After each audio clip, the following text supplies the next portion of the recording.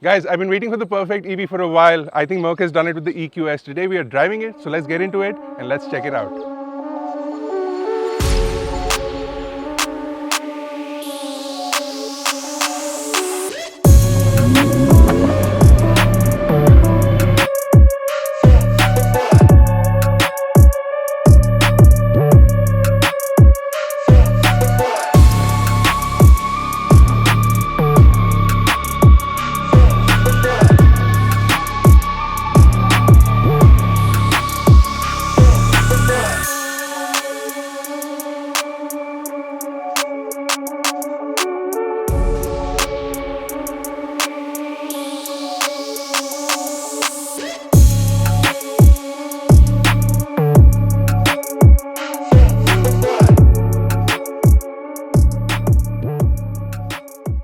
I'm actually quite disappointed.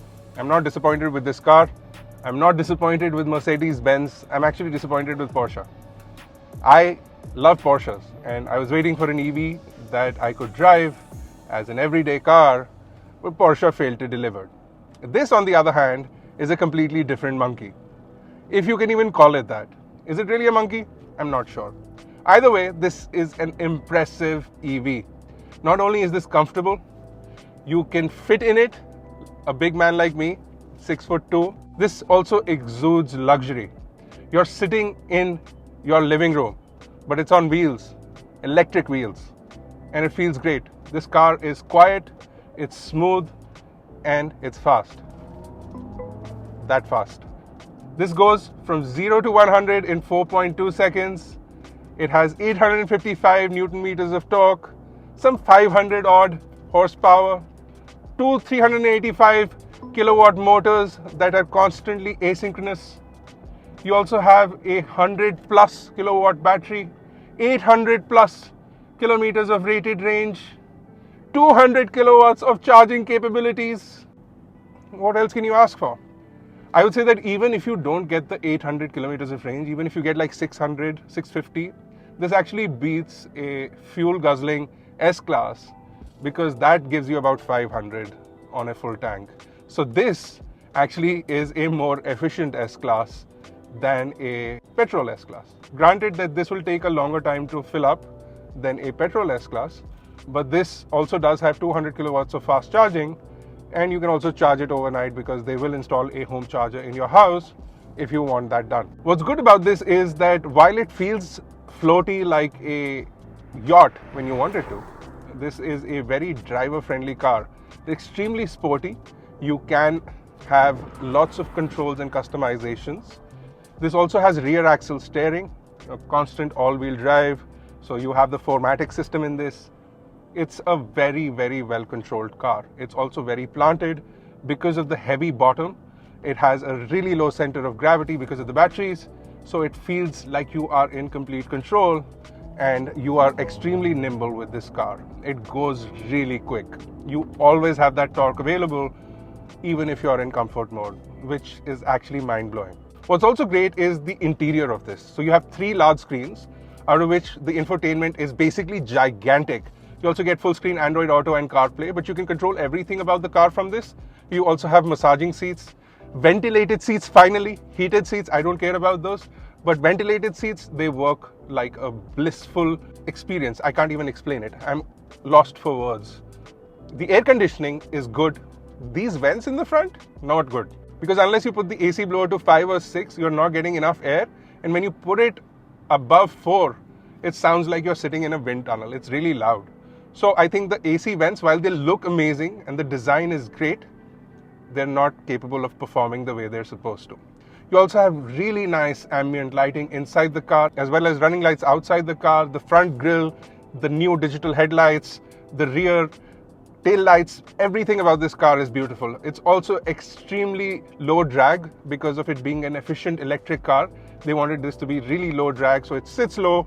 You do have a raise level feature. You have to really find it through the menu system, but you will need that on your fingertips if you're driving this car in North India. This is fully connected. You can connect to this through the Mercedes Me app, and you can control a lot of functions.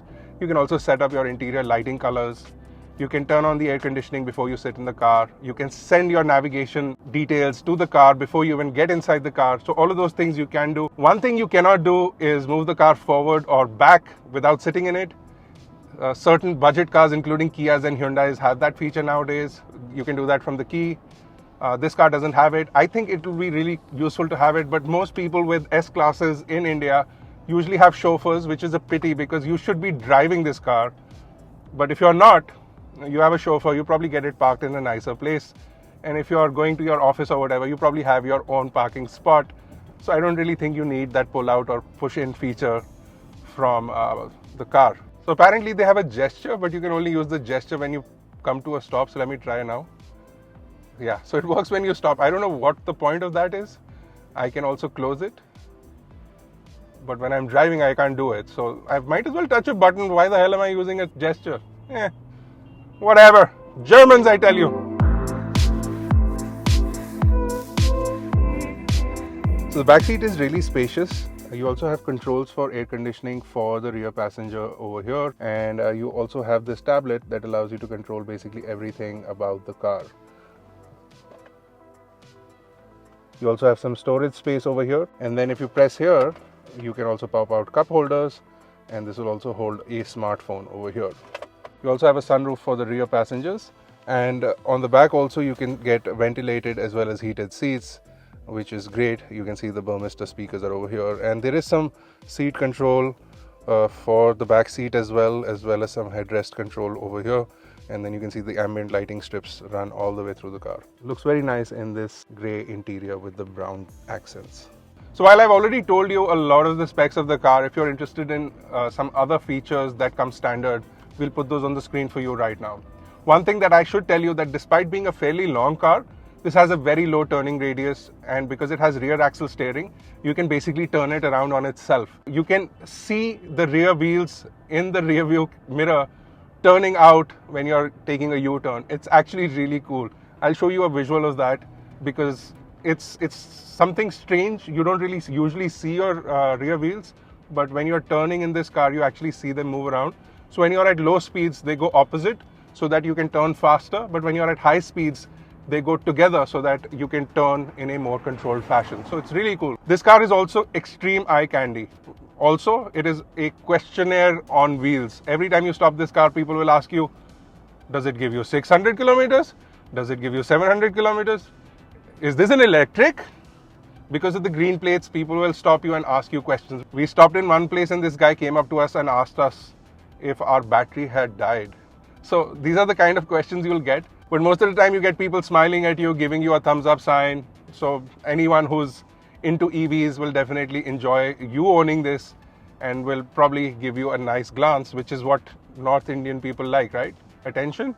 You'll get a lot of that in this.